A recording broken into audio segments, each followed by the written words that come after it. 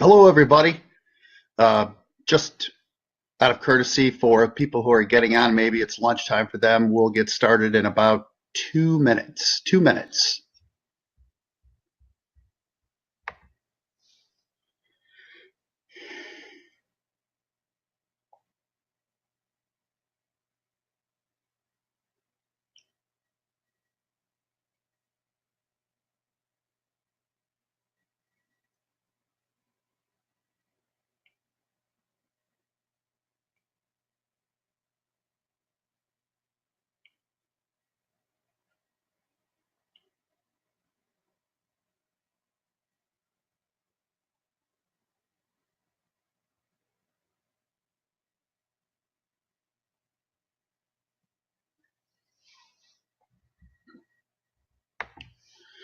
Hey, just again, for the sake of people getting on here briefly, we will go live in about 45 seconds. So I'll be right back.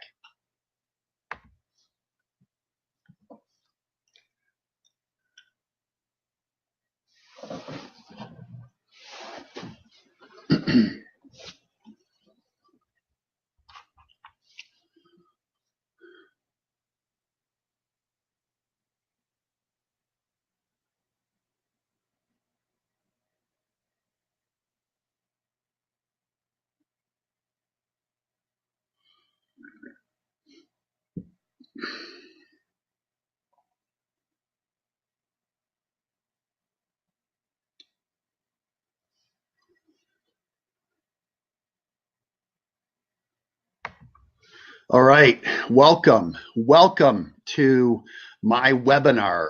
My name is Jeff Drozdowski, and as you can see, the title of my webinar here today is The 5 Secret Traits That Make Leaders Great. I have been anticipating and so excited, and can't tell you again how excited I am that I get a chance to do this and share this information with the world. And I appreciate those of you who have found me on my website, have registered, and on we go. It's going to be action-packed. We're going to go about 45 minutes strong, and then we'll leave some time for questions, and we'll take it from there. So on we go. First, about me. On a personal level, I love to find out the backstory on people as I watch them present. So I'm going to give you a little bit of background about me, and then we will move forward from there with the meat and potatoes of what we're doing here today. So, and the long and short of it is, for the first third of my life, maybe a little bit more than that, sports was my big thing. I started learning about leadership really during my sporting years. Here in Michigan, where I live. I was fortunate enough to be a good enough baseball player to get a scholarship to Central Michigan University to play baseball. And we were very successful there. And one of the first real influences in my life as far as leadership goes was my head baseball coaches. I had one for the first 2 years and one for the next 2 years. Both amazing people, both amazing men, taught me a lot about leadership. And then my life rolled into the restaurant industry, and I spent 30 years, nearly 30 years, in the restaurant world on many different levels, consulting, actually managing restaurants, district manager of restaurants, human resources, you name it, and training happened to be the last one over the last 12 to 13 years. And as my life has evolved, I wanted to get my message out to a bigger audience. So I released a book in 2017 called Inspired: How Our Differences Are Changing the Workplace. And of course, those of you who got on and registered early, the first 100 of you, you were able to get a download or maybe even a signed copy of it. So thank you for that. And that book was kind of the start of where I'm going now. I do a lot of motivational speaking to get the message of leadership out. I also do a lot of video blogging and podcasting. You can get all that on my website. So as we move forward, feel free to go to droztalks.com to get all that information. So on we go. Now, what about leadership? The topic of leadership, not really a secret, right? We're not walking around going, shh, did you hear about these leaders that we have? No, leadership has been out there since the beginning of time, but especially now since the beginning of this century, leadership has been evolving, and it is no longer a traditional spectrum of leadership, but we'll call it new leadership right now, or non-traditional leadership. So really no secret there. But where the secret lies is those traditional leadership ways of running businesses and organizations are changing, are developing, are evolving. And in most industries, that is the case. Not all industries. And toward the end of this, we'll touch base on industries that are kind of staying toward a more traditional style of leadership. So no big secret, really, when it comes to leadership in general. The secret lies in the non-traditional leadership styles and the traits that it takes for leaders to be able to use those styles, to their benefit and for the benefit of a company or organization. So here's our agenda for today. We're going to start with those non-traditional leadership types, just so you get a little bit of a background. Then we'll talk about non-traditional leadership.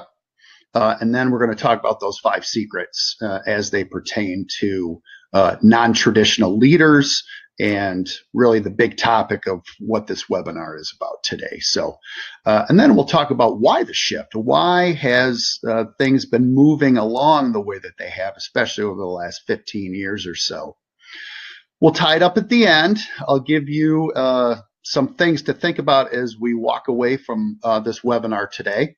And then I have a special offer, especially those of you who work for organizations that like to have speakers come in. I've got a great value piece, so to speak, and would love to come and speak to your organization. So we'll talk about that there at the end. So on we go.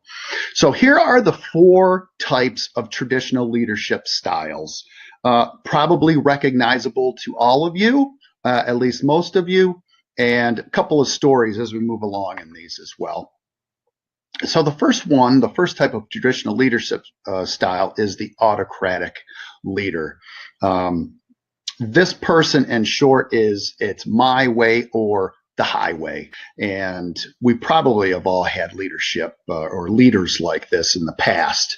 And hopefully we're moving away from that. Some areas of life still need autocratic leaders, but most of us really don't. So the first thing about autocratic leaders is their decision-making process is centralized. That is, they don't get a lot of feedback from the people that work for them. It's their way, it's their decision, and bluntly, they will tell you, if you don't like it, then go someplace else. And they'll tell you that directly, those autocratic kind of leaders. Very little collaboration with their subordinates. And just like with any leadership style, even though most of us don't like autocratic leaders, there is some positive to it. And that is, especially the ones that make good decisions, they work well under pressure, and they can make that tough decision in those times where maybe some other people may not be able to make the kind of decision that they need to in short order like that. So autocratic does have a little bit of positive to it. Now, just to give you a little background on an autocratic leader, if you've never had one, in my younger years, I had a coach of a particular sport that I played. I played more than one sport, but out of respect to him and the people who are watching this, I won't give a name or the sport for that matter. But this person was very autocratic and a yeller and a screamer. And if you know basketball at all, think Bobby Knight, or think about other coaches that you may have experienced that just did a lot of yelling. Well, this gentleman yelled and screamed at us so much that at one point he sensed that things were not well with his team. So he said, listen, if you don't want me to be your coach, let me know. And the team took a vote, and a razor sharp edge. We voted him not to be our coach anymore. Now, something crazy like that to happen in a high school environment is pretty rare, but it did. It didn't end up making that coach lose his job, but he changed. and he changed for the better. And he became more of a non-traditional leader after that. Success followed after that as well. So that's a little bit about autocratic leaders. Now, laissez-faire leaders, and pardon my French, but laissez-faire just means to be or as is, or it may mean something a little bit different than that. But it is a type of leadership style where the leader is very hands-off. The entire empowerment or the entire amount of decision-making and power goes onto the employees themselves. It's easy to do, and usually it's kind of a cover. This laissez-faire type of management style is usually a cover for somebody who is not somebody who loves to make decisions or even likes to make decisions. They will put that off on somebody else. So usually decision-making is not their strength. Lesson learned for me as a younger man when I first started running restaurants, the first restaurant that I ran took a laissez-faire attitude. Terrible. I learned a lot of difficult lessons from there. So I adapted my style to be successful. And that style ended up being still relaxed, still letting people enjoy their job, still letting people make decisions, but having more of a backbone myself to be able to make the tough decisions when they needed to be made. And it ended up being successful for me. The third way is the democratic style. Now, most people, and when I mean most people, is let's take a department of 20 people. In a democratic way of doing things, all 20 of those people are going to have a seat at the table. And they're going to have an opportunity to at least put in their 2 cents to come up with a decision or to help let the group come up with a decision. Now, the negatives on that is it takes a lot of time because really what you're doing is you're collaborating a lot, you're communicating a lot, you're trying to get everybody onto the same page. And it's not an easy thing to do. So it can be timely. It can be costly as well. A lot of resources are used in this environment to try and come up with a decision. Now, one thing that does happen is because it takes time to make decisions, and not everybody is as invested into the decision-making process, there becomes like peer pressure to make a decision just to make that meeting or that group session be done. So some people are more invested than others, and they'll twist arms, so to speak. There'll be side sessions in order to get people to change their mind. And the nice thing about a democratic way of doing leadership is ultimately there's more buy-in by more people than under different circumstances. I'll use jury duty as an example here. A few years ago, I was on jury duty. And the stars aligned, and I ended up being the jury foreman. And it was a domestic dispute case that we were dealing with. And on the surface, without digging into a lot, the gentleman who was being charged with a level of domestic abuse really didn't do what was accused of him. So we went into our meeting after the trial, and most of the people in my group of about 12 said that this person was guilty because maybe they weren't as invested in it. But as jury foreman, I felt like we definitely needed to come up with the right decision. So I laid everything out for the group, and I eventually got the group to change their way to see that this person did not break the law like it was laid out for us to try and decide whether he did or not. So I ended up saving that person time in jail, and the whole environment for the jury, the people in the jury was, let's just get this done. But I wanted to make sure that we got the decision right, and I think that we did. So democratic style. And then there's the transactional style, and there really is no growth or no development in these transactional styles. Think sales when you think of transactional styles of leadership. If you do well, if you make the sales, you get rewarded. You get rewarded monetarily, you get rewarded with bonuses. You also get rewarded with pats on the back from the boss.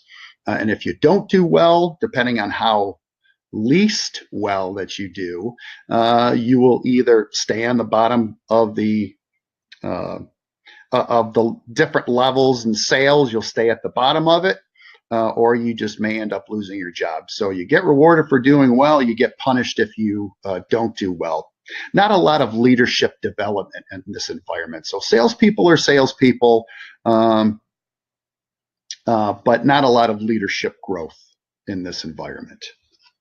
On we go. Okay, so there's some traditional leadership styles. Now let's move into the non-traditional leadership styles, really what we're getting to today. And the first one is conscious type of leadership.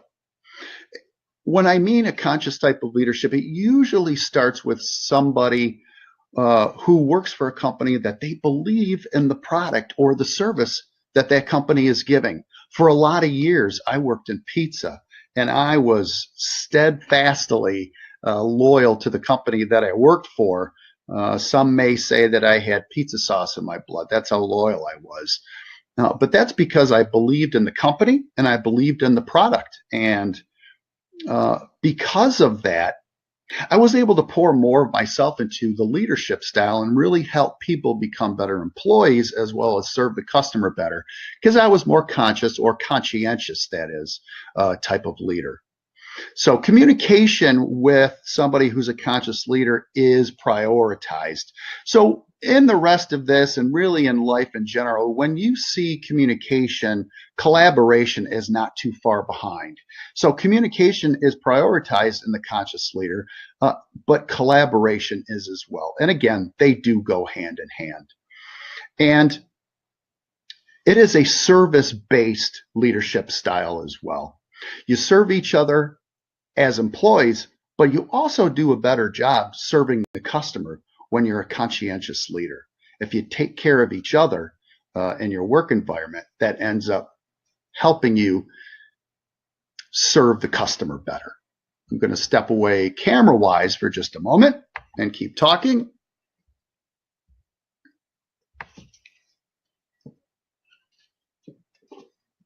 So the next style is transformational. And believe it or not, I'll start at the bottom point and then work my way up. But the bottom point is, this is based on a lot of research, not just one study that I found, but many different research-based items here. Comes out that transformational leadership is the best style for employees, because not only are you doing your job, but you're also changing and learning and developing yourself as you move along here, hence the term transformational.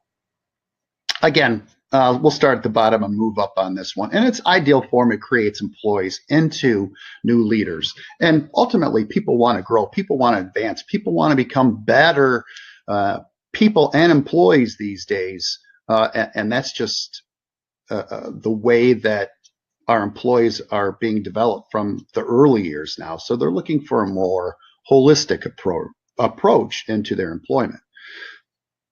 Transformational leaders inspire their employees to be the best. Inspiration is another key term here. So inspiration, collaboration, communication, all are key into this new style of leadership. And again, this leadership approach causes change within the employees. You probably have known somebody who's been a transformational leader in the past. Maybe not, but recently I was part of a seminar for somebody whose presentation over a 2-day period was about transforming yourself and transforming yourself as a speaker. And wow, what an amazing 2 days we spent learning about how to be a better speaker. We did transform ourselves into better professional speakers, trainers, and just better people because of the 2 days that we spent in a transformational environment. All right, on we go. So now there's the servant leader. And folks, just so you know, because I know there's some of you out there that have probably read my blogs, that have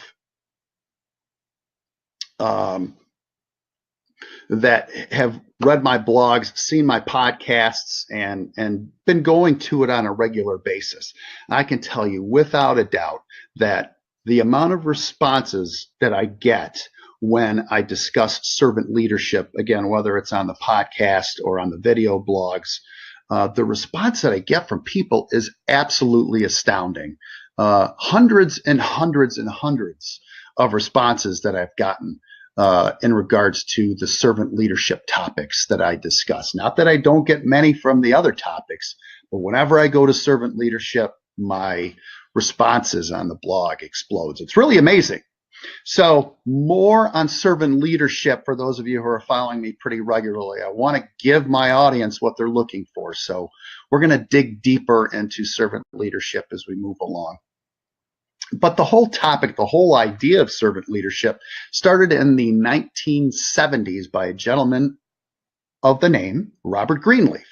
And he created a center called the Center for Servant Leadership, which still exists today. And it still does a great job helping people understand what this idea of servant leadership is. The servant leader shares power, but puts the needs of others first and helps people develop and perform as highly as possible. And there are certain traits that go along with being an effective servant leader. You just can't say, oh, you guys are the best and you are going to do a great job and I'm going to give all of my time and all of my effort to you. Yes, that is part of it, but you're still the leader too. You're still the boss, so you still need to perform those duties. But ultimately, being a servant leader means you're developing your people and they respect you a lot more too. Again, a lot of research bears that out. So I've mentioned a few of these words. Perhaps you've caught them, but are you catching the similarities in the newer or non-traditional leadership styles? And here are where the 5 secrets come in.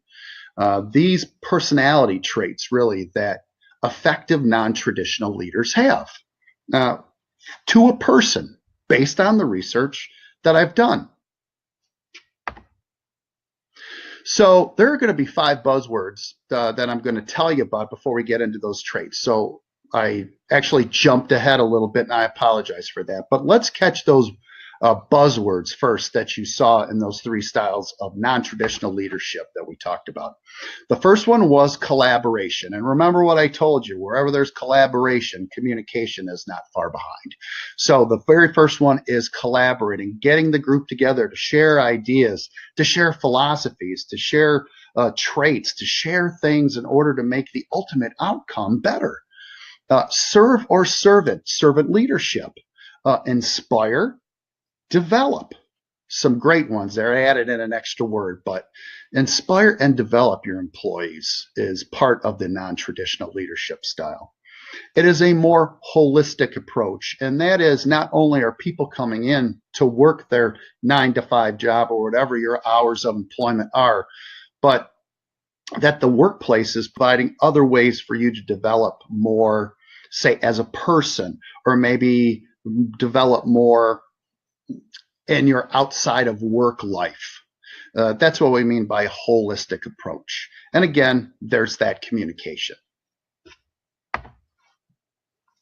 So what 5 secret traits do today's leaders have to pull this off? Again, 5 personality traits that effective non-traditional leaders have. And that's what we're really here to identify today. Gave you a little background. This is the meat and potatoes. Love sharing this stuff with you.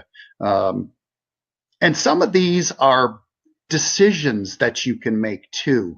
Like perhaps if you're not doing the first one now that you'll be seeing here in just a second, you can make a conscious decision to change your way to become more like some of these styles or some of these traits that you'll be seeing here out of the first 5. Again, gonna step away from the camera for just a second.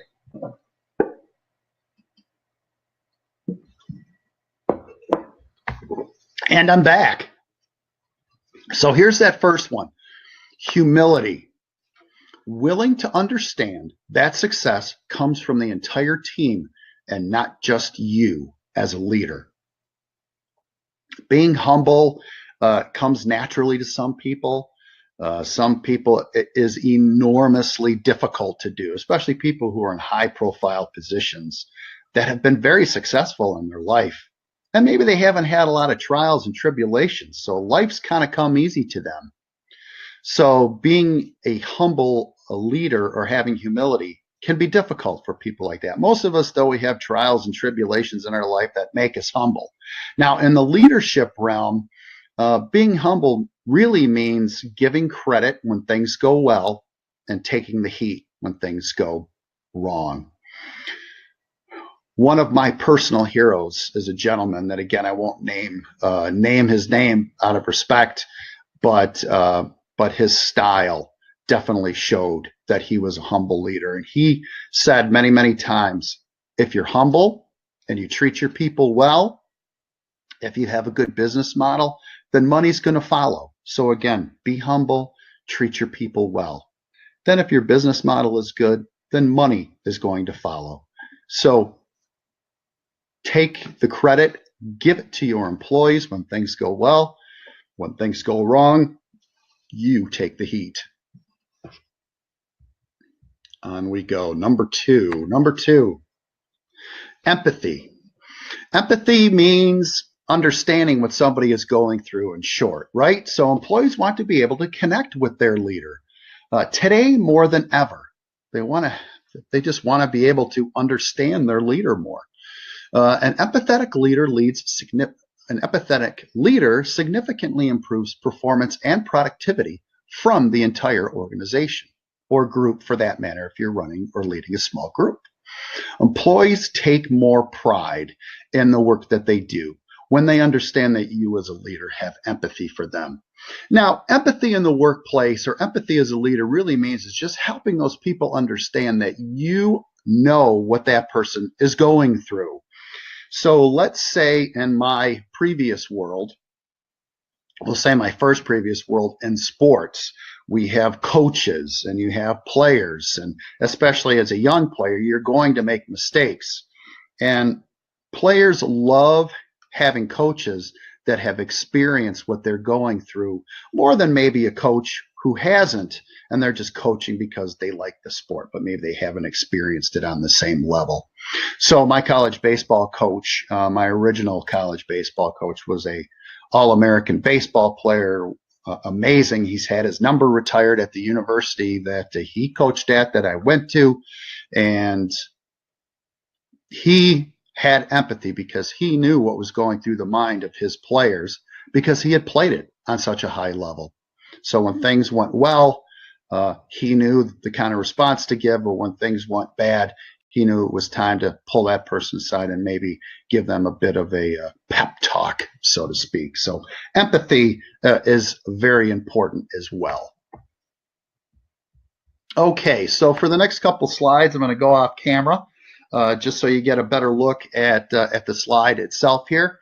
But the third one is understanding that people are different in their personalities, different in the way that they go about their business.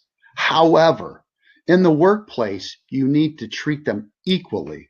You need to treat them different because they have different types of personalities, but ultimately they need to understand what the rules of the workplace are. You need to understand what they are, and you need to treat people equally in that fashion. So, different but equal. The effective leader today understands that every person, while needing to follow the same rule structure, the rules of the workplace is different. The individual needs to be managed and led based on their individual personality traits. So if I'm the type of leader that says this is the way that it's going to be regardless of your personality type, you will fail because you need to treat people different based on their personality types. So there are several different personality type tests that are out there. The one that I'm most familiar with, and the one that I think is the most accurate, is this one called DISC. And DISC lays out the 4 different quadrants, or the 4 different main types of personalities. And if you were to do this test, I guarantee you would be blown away by the amount of accuracy that this particular test, the DISC personality test does, and the accuracy of it is amazing. So the 4 main quadrants of personalities are here. And we'll start with the one in the upper left, and that is dominance. And when you have a dominant personality, emotion is not a strength of yours. Empathy is not a strength of yours. But being direct, being firm, being strong-willed, forceful, and ultimately being results-driven is your main personality type. Now, over to the right of the dominance is the influence type of personality. This person is outgoing, enthusiastic, optimistic, highly spirited, lively, likes to be in front of people, likes to be the life of the party, likes to be the person that brings energy to wherever they go because it just comes so naturally to them. Then in the lower left is the conscientious type of person. And if you've ever worked with somebody who's an analytical, somebody who loves to dig into the numbers, this is the person for you. So, or maybe you are like this. So you are analytical, you're reserved, so you don't show a lot of emotion. You're precise, you like things exact, and you like it to the ultimate precision, whatever your definition of precision is. You're also very private, so that reserved and private does go hand in hand. And you love the system. You love the process. More than anything, you love whatever that process is to get to the final goal. Now, the last person, the last personality type that is steadiness. And that person is even-tempered, accommodating, patient, humble, and tactful. So humbleness comes easy to the steadiness person. This person is somebody who loves for everybody to get along. They are the most emotional type of person out of these four personality quadrants. So how do these personality types work in tandem? Before I do that, let me give you an example in the celebrity world of each type of these personalities. So a dominant type of personality would be somebody like Robert De Niro. Hey, you talking to me? You talking to me? That's my Robert De Niro imitation. Sorry. But Robert De Niro has a very dominant personality. Now, over on the right-hand side, where influence goes, outgoing, enthusiastic, Will Smith is somebody who definitely fits into that I style. In the lower left corner, the conscientious, the analytical, precise person, Bill Gates falls into that type of personality. And then the steady, everybody wants to get along, Ted Danson, and that may be somebody that some of you aren't familiar with, but Ted Danson was the bartender in Cheers, for those of you who are a little bit older, but now he's on a show where he's been on a comedy show where he's a doctor, and I think he's in a drama series now where he's a doctor. Had a chance to meet Ted Danson about 2 years ago. It was just a chance meeting in the airport in Los Angeles, but he is that steady, humble, quiet, nice person. Nice person. That's exactly how he is. So the way that this works, and then we'll move on, but let's take the dominant personality type here. And if you look at the flow of this, in the upper right, next to dominance, there's influence. And then right below the dominance is the conscientious. The dominant type of personality is going to get along better with the influence and the conscientious person rather than the steadiness person. And then that works all the way around these quadrants. So the personality type that is directly across from that particular personality type is the one that they won't get along with very well. So as an example, if I could bring the whiteboard up a little bit here. Hang on, please, for just a moment. Here comes the whiteboard. Dominance is not going to get along with the steadiness person. The conscientious person is not going to get along well with the influential person. On the other hand, again, dominance is going to get along with the conscientious person and the influential person, and you can do that throughout the entire cycle here, these entire four quadrants. So that's how that works, okay? So thank you for indulging me on the whiteboard there for just a second. And ultimately, I went off a little bit on this, but you need to treat people differently because they have different personality types, but they need to be treated equal in the workplace. And please understand, decision makers and leaders, that there are personalities that are going to clash, and it's good for you to understand which ones are going to clash just as much as you know the ones that are going to get along. Okay, on we go. Being open-minded. Number 4, the number 4 secret is being open-minded. Being closed-minded means status quo, means that you like things the way that they are, that you're not willing to evolve. And I'm going to pop back up here now that you've seen this disc. Hello again. Open-minded people have black and white tendencies, and that is everything is concrete. There's a right way, there's a wrong way, and I'm not willing to change that. So those are non-open-minded people. I do apologize for that. But open-minded people are curious people. So even if a decision's been made or a near decision's been made, they are still open to hearing your ideas because it may change their mind. And they just want the best outcome. Open-minded people do. Sometimes open-minded people are viewed as indecisive, but that is not. People who are open-minded just value everybody's opinion. It's really as simple as that. All right, on we go.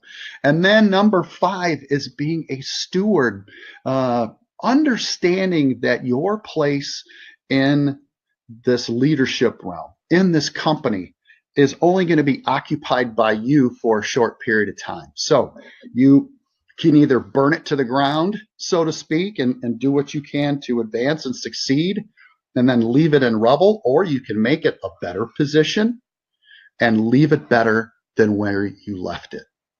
So an example of stewardship in my world comes from a former boss of mine who's passed away recently. His entire goal was to not only be a great leader, but to leave his position better than when he left it. And while he left us quickly and abruptly and too soon, he definitely left his legacy within the organization that I've worked for, and he was a steward leader for sure, if there ever was going to be a definition. Stewardship is acting upon the understanding that leadership is a temporary role which is outlasted by the lifespan of an organization. Sorry, I tend to do this when I get talking, as I jump ahead a slide or two because it's in my head. So I just explained that to you. Now, it's broken down into 3 different types of stewardships. The first one is personal stewardship. So as a leader, you want to make sure that somebody on a personal level is enjoying their job, is growing as a person at work, but also growing as a person outside of work. So on an individual level, stewardship focuses on promoting well-being for each person within the group, team, or organization. You don't have to change everybody's life at the company or organization that you work for, but if you have a team, do your best to improve the life of those people individually. The second one is team stewardship. Leaders are stewards at the team level whenever they work to ensure individuals within the organization interact well with each other. Again, I jumped ahead a little bit, but team stewardship is exactly that. Your team, your group grows, but ultimately you want them to get along, because if they get along, then that synergy in that group really takes off, and the thought processes and the ideas, the brainstorming just goes a-popping, and great things can happen within that group. So team stewardship is of the utmost importance as well. Lastly, in the stewardship realm is corporate stewardship. Now, this is really for people who lead larger organizations or organizations that leave a big footprint in the community in which they work and do business. So give back to the communities in which you work and do business is really what corporate stewardship is. Now, I have belonged to a trainers organization, a nationwide trainers organization for some time. And one of the things that they do is whenever there is a conference and whatever city that this organization goes into, they spend time making the community in which the conference is being held better. So as an example, a little over a year ago, there was a conference in San Diego, California. So this organization got together with the city leaders and decided that the best way to give back to that community was to clean up the beach. There was a chunk of beach there right on the Pacific. What a way to give back to your community than to walk around the beach and pick up trash. But that's what the city leaders thought would be the best way to be able to do that. So giving back to the community in which you live and do business. And there are many, if you're in an organization that has a big footprint in a particular city that you work in and do business in, you probably do some kind of giving back, no matter where you're at. At least you should, because that's the way things are these days. Let's give back. Let's make the place, let's make our world better wherever we're living and doing business. So ultimately, why is there this paradigm shift? Why have we moved from these traditional styles of leadership into these, we're calling them non-traditional now, but soon they will be the norm. But right now we'll still call them non-traditional. It's because of the way that people are being raised, the times that we live in are really causing us to need to be able to do that. People are so much more mobile now, and they can jump from job to job more than they ever did before. So here's a point for you. You see these Gen X, Gen Y, and Gen Z. The previous generation before that were the baby boomers. Now, the baby boomers were always known as the ones who are going to get a job and stay with it as long as they can because they just appreciated the fact that they had a job. But even those folks between the ages of 18 and 44 had changed jobs 11 times. Now, there isn't as much data for the Gen X, Y, and Z, but logic would dictate that since our world is more mobile, that people are changing their jobs. So in order to keep that from becoming a real issue, which it kind of is already, is to create this holistic environment where people really love the work that they do, but also that they are growing as people as well. So here are the generations broken down here that are in the workplace now, for the most part. Gen X, 1965 to 1980, Gen Y, 1981 to 96, and Gen Z, 1997 until current. Roughly, generations are about 15 years, and don't get hung up on the names, or don't worry about what the next generation is going to be named, because it will just happen. These names and numbers happen generically or organically, that is, not generic, but organic. It may be a contest. It may be something where somebody puts something out on social media and all of a sudden it gets picked up on and, hey, we'll call the next generation this. So I don't think the next generation is going to be A, but who knows? We got X, Y, and Z now. All right, so there are commonalities between those three generations that I just gave you. They are continually more mobile. They are more connected or disconnected, depending on how you want to look at it. They're more connected technologically speaking, but perhaps on a humane or human level, maybe we're not as connected as we used to be. Think about a restaurant. Think about a group of people out to eat. I'll guarantee you more than half those people at any given time are on their phones. Facebook, Instagram, YouTube, whatever it would be. They're going to be on their devices and they're going to be communicating with people on their devices rather than the people that are right in front of them. But more commonalities is that these people move more from job to job. And because of that is why we are developing that whole holistic approach. They want to be heard. They want to be respected, regardless of age. And they want their leaders not only to lead them, but they want them to be coached. They want them to be developed. They want them to be transformed. That's what people are looking for when they get into the workplace these days. We need to adapt and be able to do that. Okay, so understand this, that the world is getting smaller. The next generation, again, unnamed, will be the most independent and most connected or disconnected, depending on how you want to look at it. The generation that is Generation Z now, the one where, they're kind of on the end of their generation there, think about them. They grew up and all they know is wireless communication. That's their entire life. My years, I'm on the tail end of the Gen X years, but my years growing up, we still had phones on cords and we read newspapers. Cell phones had not been developed yet, even the flip phones and the QWERTY boards that are on the flip phones. And none of that was developed yet. So things are getting transformed as we go along. But these folks are becoming more independent and more connected or disconnected, depending on how you want to look at it. So let's talk about takeaways.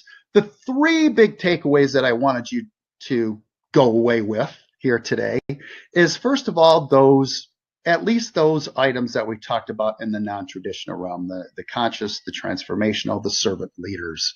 Those are the type of leadership methods and ways that we're going to. So if they're not being applied into your workplace, then perhaps it would be a good idea maybe if you introduce that into your workplace. Then we talked about the 5 secrets, the 5 personality traits that people have. And remember, they were, in no particular order, open-minded, empathetic. Let's go back real quick. Sorry, gang. We're going to go back to these. This is what happens during live, and sometimes you just forget. So stewardship was 5, and being open-minded was 4, treating people equally but different.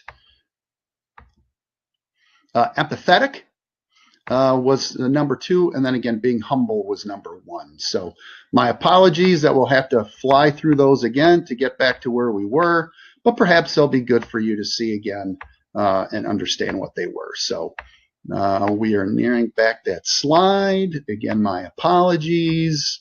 And here we are. So those 5 secrets, those 5 secret traits that make leaders great. And then the shift. We talked about why the shift. People want to be transformed. They want a more holistic approach when it comes to their places of employment. So those are the big takeaways that I want you to take away from today, right? So now during this, I did get some questions that came in. Thanks to my assistant over here. I've only taken 4 questions because we're going to be coming up against our hour time here very shortly. So 4 questions that we're going to go over here today. The first one comes from TM. TM, thanks for coming in today. Definitely appreciate it. His question is why traditional leadership is going by the wayside. And I kind of alluded to that. It goes back to the turn of the 20th century and that first part of the 20th century where war and fear and you never know what's going to happen it was kind of in the forefront, right? World War I, World War II, and then we had the Cuban Missile Crisis here in the United States. So people led more autocratically, and it just filtered down into society in general. Also, the development of unions during that time helped develop this autocratic style of leadership. But the world changes, the world evolves, and we need to evolve with it. And we haven't had, the draft, and we haven't had wars or fear of a war coming to our shores with troops and things like that. So the world's changed. We need to adapt with it. So thanks for that question. Good one. This one comes from Jenny. Jenny, which leadership type do you respond to the best? Again, excellent question. So I respond to the collaborating kind of leader, the leader who has a kind word, who maybe starts off with a positive, tells me that I'm doing a good job. And even if it's something they need to be critical about, that they're starting off with a positive and working into opportunities, I guess would be the way to put it. I've never responded well to somebody who's dictated to me. I get rebellious when somebody does that.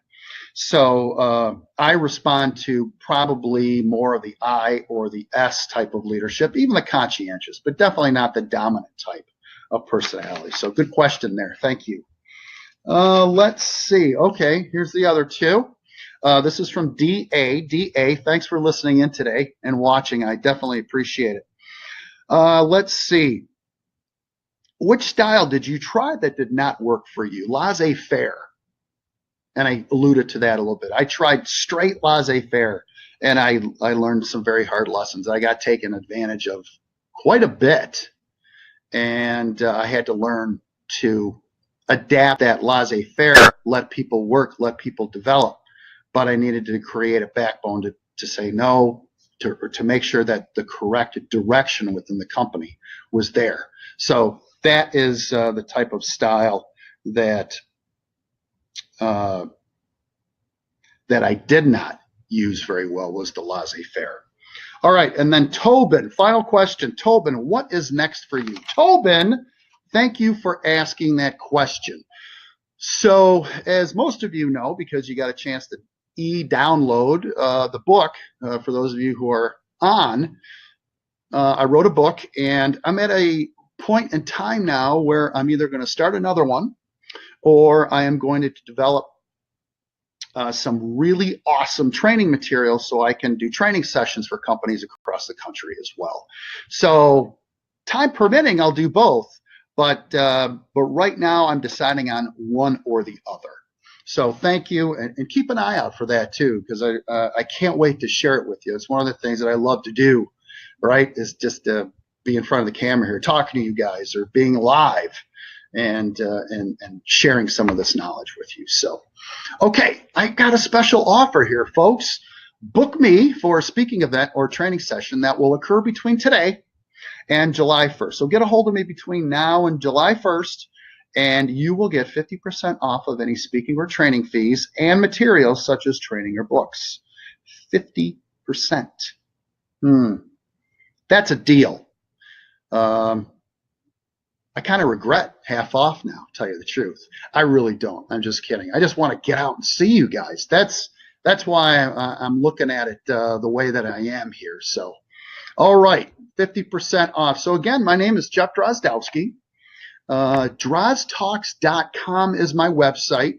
And when you go onto the website, you probably have, but if you're watching this on YouTube or something, that's the banner that will pop up on the website when I come up.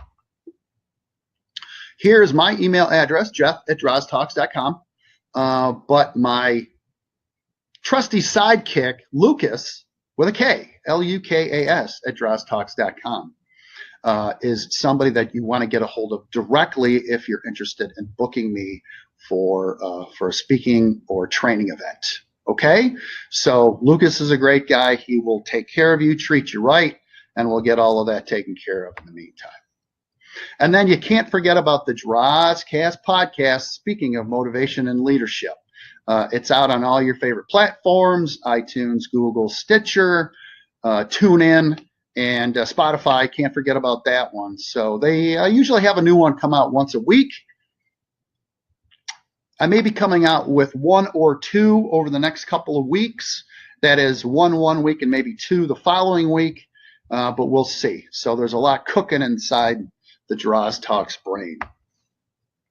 And of course, social media. So I'm on Facebook, Instagram, LinkedIn, YouTube, and primarily as far as social media goes, you'll find me on LinkedIn and YouTube, to a lesser degree, Facebook, and then to even a lesser degree, Instagram. But I will be getting more on Instagram as we move along here. So, folks, I can't tell you how excited I am. Let me see if I can put myself onto full screen here. Don't know if I can or not. Let's see. I may flip this out a little bit here. Yeah, it's not going to work. So anyway, so here I am. So I have enjoyed myself. I would have enjoyed myself if I had one person, or if I would have had the dozens and dozens of you that came along here to let me be with you here today. So take care. Not bad. We're about 55 minutes. So I appreciate your time. I appreciate you, especially if you're sitting at your desk,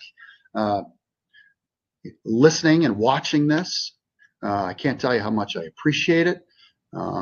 Some good things are happening at Draws Talks as well that you'll be hearing and seeing about as we move along. But keep coming back. I am excited, and I'm definitely going to be doing this again. So take care. Bye for now.